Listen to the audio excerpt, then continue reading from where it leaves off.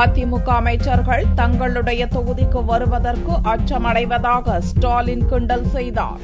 திண்டுக்கல் தொகுதி திமுக வேட்பாளர் காந்திராஜனை ஆதரித்து வத்தலகுண்டுவில் திமுக பொருளாளர் ஸ்டாலின் பிரச்சாரம் செய்தார். அப்போது பேசிய அவர், வானத்தில் ஹெலிகாப்டரில் செல்லும் முதல்வர் ஜெயலலிதாவிற்கு தரையில் போலீசார் பாதுகாப்பு அளிப்பது வேடிக்கையாக உள்ளதாகவும், ஜெயலலிதா மீது போலீசார் கடுமையான ஆத்திரத்தில் இருப்பதாகவும் தெரிவித்தார். ஹெலிகாப்டர் தான் மேலதான். இதுல என்ன வேடிக்கை தெரியுமா? மேல பறக்கிறவங்களுக்கு கீழே பாதுகாப்பு. என்ன பாதுகாப்புனா போலீஸ் பாதுகாப்பு. மேல பறக்கிறது அவங்க, கீழே பாதுகாப்பு. எனக்கு என்ன கவலைனா போலீஸ் நினைச்சாதான் எனக்கு கவலையா இருக்கு.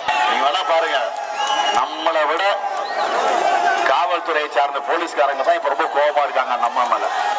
அதிமுகவில் முக்கிய பொறுப்பில் இருக்கும் அமைச்சர் ஓ பன்னீர்செல்வம் உட்பட அனைத்து அதிமுக அமைச்சர்களும் தங்களுடைய தொகுதிக்கு செல்வதற்கு அச்சமடைவதாகவும், எவ்வித நலத்திட்டங்களும் செயல்படுத்தாததால் மக்கள் அவர்களை தொகுதிக்குள் விடவில்லை என்றும் ஸ்டாலின் கூறினார்.